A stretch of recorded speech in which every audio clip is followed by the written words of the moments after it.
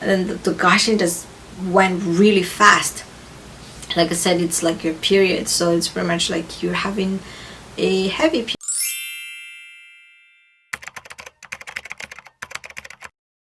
Hey moms, welcome back to my channel. My name is Michou, and today we're going to be talking about a very overdue pregnancy talk, which is my third trimester summary. So if you're interested, then please keep on watching. If you don't know, my third trimester was cut off short again. For baby number 2, I had a preemie baby, or I have a preemie baby, and so I didn't have the longest third trimester. My baby was born at 33 weeks and 1 day, but I'm gonna let you guys know how the few weeks of my third trimester was. It was overall very smooth, actually. I wish it lasted longer, but of course, you know, my baby is nice and healthy, and that's all that matters. I was on the very first day of my third trimester, I believe 27 weeks. I had the strongest Braxton Hicks that day. We were at the show, at the Baby Shark show, and I just had the very strong tightening feeling down there on my stomach, but it went away after that. I never really had that pain after that, so I didn't have anything to worry about. I don't know if I mentioned to you guys during my second trimester summary video, but I did have some leakage during my second trimester and third trimester, so I had a couple more leakage during my third trimester. I did talk to my OB about it, and I did have a follow-up ultrasound. They also did measure my water level, and I was supposed to have another follow-up ultrasound again within a month from that time, but that never happened because my baby came before that time. And during my third trimester as well, you know that I had gestational diabetes, so I did continue my gestational diabetes diet and my gestational diabetes exercise, meaning just watch my carbs, count every single carb I eat, and eat as much free food as I can.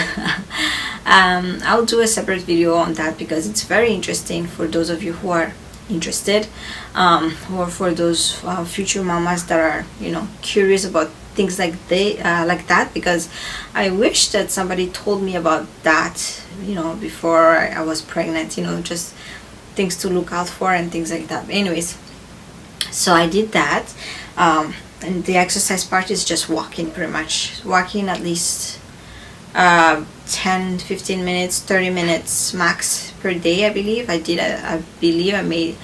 did more than that sometimes, but I did listen to my body. Every time I feel tired, I'll sit down. Every time I feel tired, I'm not gonna go, but most of the time I feel very great, actually, you guys. I felt so good when I was walking. And also walking actually really did help my gestational diabetes to lower down, my glucose level or my sugar level to lower down, so that was fantastic. The only thing that kind of bothers me just tiny little bit is during my last OB checkup before I gave birth, that is, I did mention all my worries to the OB that checked me. I don't have a specific OB that I go to. I just have a specific clinic that anybody that's a OB on that time, or anybody that's available on that scheduled time would actually see me. So the OB that saw me the last time, she was just kind of brushing things off her shoulder real fast, and I had to insist on have her check how big my stomach was, if it was growing, if it was normal. I had to have her check my water level, if it's normal, you know what I mean? Things like that should be just automatic as soon as I mention my worries, especially coming from that clinic, because I know how good they are. But I don't know if that certain OB was just in a hurry or she was not in a good mood, I don't know. But anyways, so from the time of my last OB appointment, which was actually January 4th, yeah, because January 3rd, I believe, because January 4th was Saturday and January 5th was the baby shower, I believe. So January 3rd was my last OB appointment. And then before that day, the Thursday of that day, so January 2nd, I started having this really bad headache on the left side of my head only. It started from here and then here and then here. It rotates from the frontal, the side of the ear, like behind the ear a little bit, and then the back of my head. It was only those spots, but it was really like continuously there, like it never left, you guys.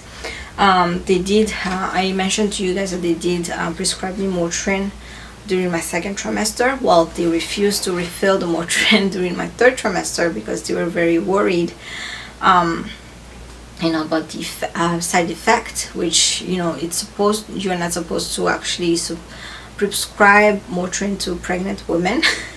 It did help me, so I don't know, maybe they just were super worried the last time, so they did not give me medication for the headache. So it was continuing throughout the whole weekend, so it was about 5 days or so that I had to deal with it. So because of that headache non-stop, I had to take Tylenol, but the Tylenol does not help. I mentioned to you guys during my second trimester that Tylenol is just nothing to me during my pregnancy, so it did not help at all. So because of the severeness of the side pain, my mouth started getting numb. So when my mouth started getting numb, then it was hard for me to like chew and swallow my food. That was just scary. Anyways, so the last leakage that I noticed was actually January 1st. That's when my best friend and her family came over to hang out with us, and I noticed it, and I did tell David about it, and that's when I told the OB on the 3rd to check. But I mean,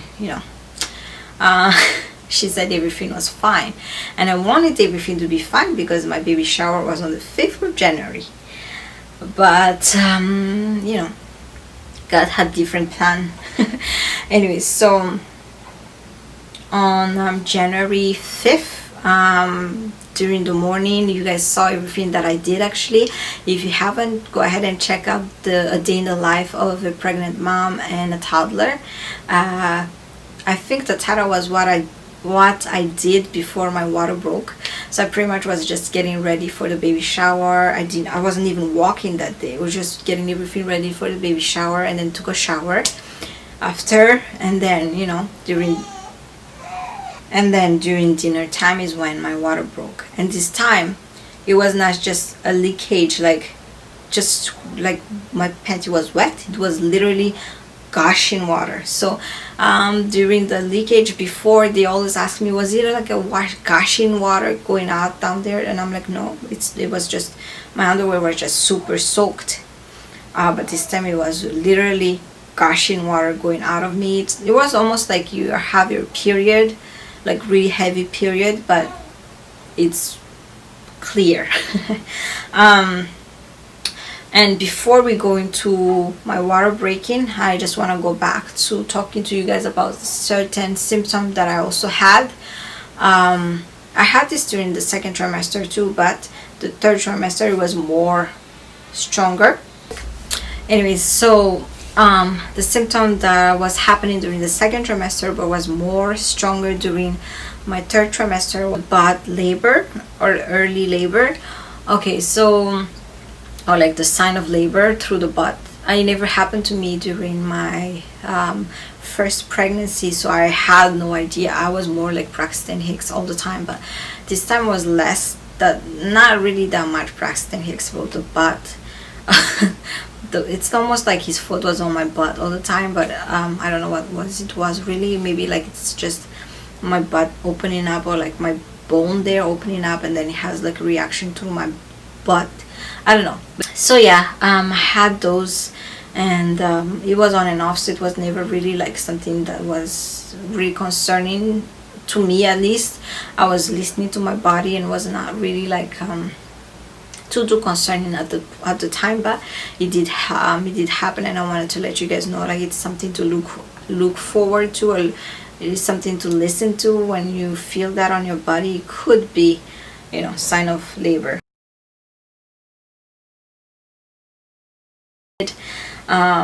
After showering and eating dinner, I was just eating snack actually, because I was still on my, you know, my diet, so I had to eat snack first before I ate dinner.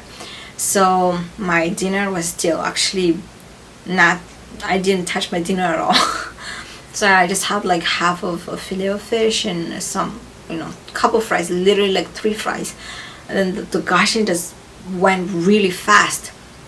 Like I said, it's like your period, so it's pretty much like you're having a heavy period, but it's clear. So that's the gushing that I'm trying to tell you. So something you cannot stop. So I was just like checking, like, what was that? And then my whole, you know, pants and underwear was like soaked. And actually I was wearing a dress, but my underwear was soaked, so I asked my husband for a towel. So then I put a towel under me, and then it kept on going and it kept on going. So I'm like, wow, what is this? This doesn't sound normal. This might be the gushing they were asking me at the ultrasound. I might just need to go to the hospital right now. So I started texting my mom, like, Mom, where are you? Because my mom lives actually right across the street from us, so, or around the corner. So I asked her if she was home yet, because she finishes work around that time that was happening. She's like, I'm almost home. I'm like, oh, my water broke. Can you watch Rina Bella? She said, yes, I'm almost there. So then Rina Bella was already in her, you know, PJs. So I just put pants on. I just put shoes on her.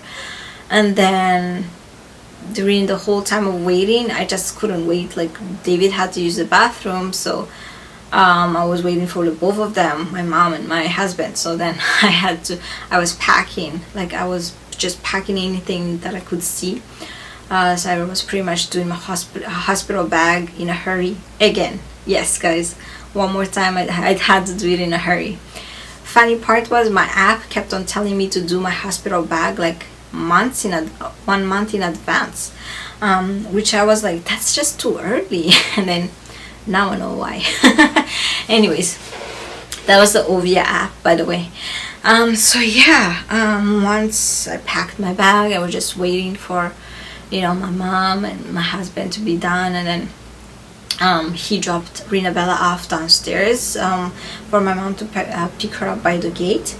And I was still waiting. So at this point I just had to change my clothes and, you know, just calm myself down. And on the way to the hospital, we were hoping that, you know, just go in and out of the hospital real quick, like, you know, get checked up. They would stop the water from, you know, going any longer, and then I would just go home and, you know, do the baby shower the next day. But no. So once we got there, they checked me in, and I just told them, you know, my water broke. So they checked me in, and they already had all my information, because I already registered early, pre-registered, so that they just put me, checked me in, and they had my husband wait outside first, and they checked me in to see if I should stay or not. I guess that was pretty much, I'm pretty sure that's the reason why. So then they checked me in, they got my vitals, they changed my clothes, whatever. They had me change my clothes and everything like that. So they asked me, you know, regular question, you know, it was just me and the nurse. Just asked me a regular question, what I was doing before my water broke and things like that. I was just doing normal things. So they looked under my history on the computer, because my OB is, you know, there, so they have all my history, so there's not much to really, like, new things to tell them. Everything will be on the computer. So then, yeah, once they, you know, realize, or once they decide that I need to stay, then they had my husband come in. I don't know why the procedure was like that. I mean, he could have just been there the whole time, but I don't know. So anyways, they had him come in, and then The doctor came, and then she went to see me, and then the water kept on going. I had a pad on me on the way to the hospital, by the way, on between parentheses. So yeah, so then I had, when I was on the hospital bed, I was still leaking a lot. So that was my first time ever experiencing my water breaking, by the way, guys. Anyways, yeah, so then I was there, and then the doctor came and see me, and she pretty much told me what was going on. She was like, yeah, it's we need to check you for sure to make sure that is your water breaking, but I mean, it's sure that it is, but it's just like, you know, for the record, they have to check, I guess. And then while she was checking, then after she was checking, then she was like, okay, so yeah, your water broke, so there's a couple things we can do, but we are going to keep you here. And I'm just like, wow. Yeah, so once again, the baby shower is canceled. With my daughter, Rina Bella, she came before her baby shower as well, so this time around the baby shower was canceled as well. So then she was like, yes, we're gonna keep you here, we're gonna give you a couple shots, and then we're gonna give you something else to, like, I guess for bacteria, like to keep the baby safe from bacteria, because once your water breaks, anything can enter through there pretty much. So that is why that's that. Anyways, so they're gonna give me steroid shot. So everything that they were gonna do to me is for the baby, not for me. So the steroid shot and the other things was all for the baby. So they were like, yes, we're gonna keep you here, we're gonna do that, and then we're gonna induce you at 34 weeks. I was 32 weeks that Saturday. So I was pretty much not gonna have a full term no matter what, because they were like, there's no reason to keep the baby more after once you reach 34 weeks, because I don't know, it was like the baby might even be worse inside of me than outside. So that's why they were going to induce me at 34 weeks, and it's more safe for me to give birth at 34 weeks anyways. Rina Bella was 34 weeker. So I was like, okay. So I looked at my husband like, okay, so that means no baby shower, and that means I'll have to stay here, and that means who's gonna watch Rina Bella? That's all that was in my head. And they're like, okay. And then she was like, I'm gonna check you now to see what's going on down there.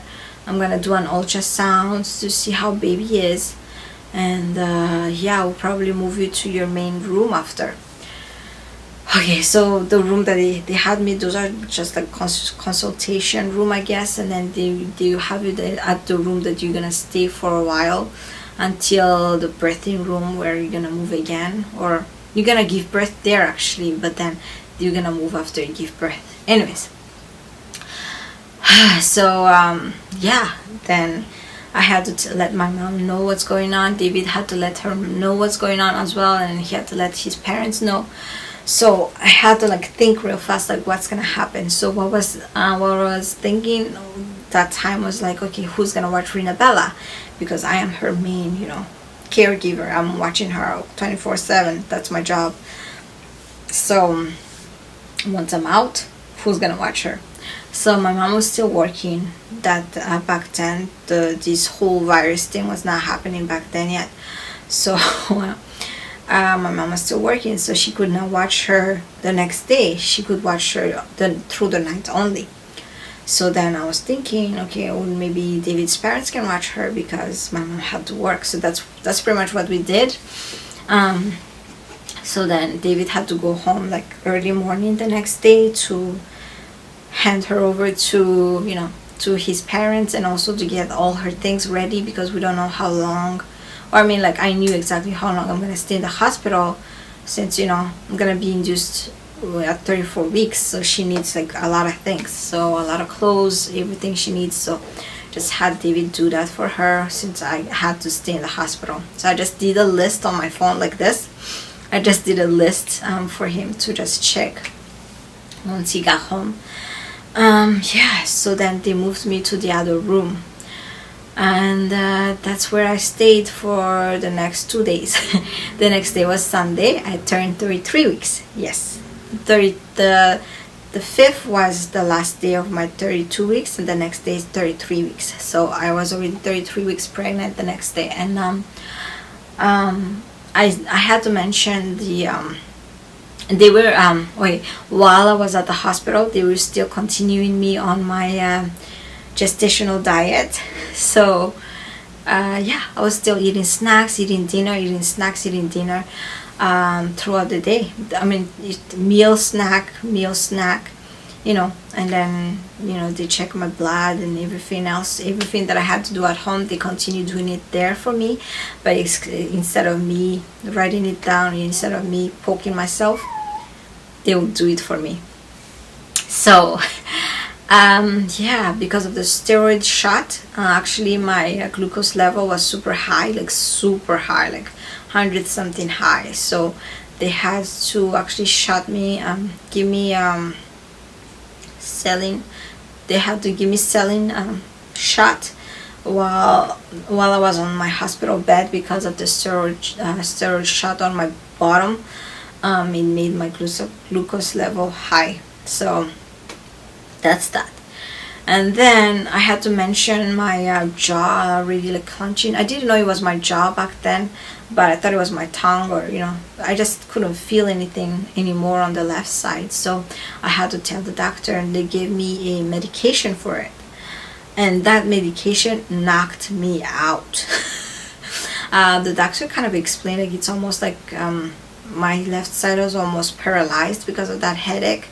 So I guess they had to calm me down or calm my nerve or whatever it was. But the medication knocked me out. And my friend Kimi, hi Kimi, she watches my video. But anyways, my friend Kimi went to visit me that day, and I was out of it, you guys. I couldn't even concentrate on like our conversation.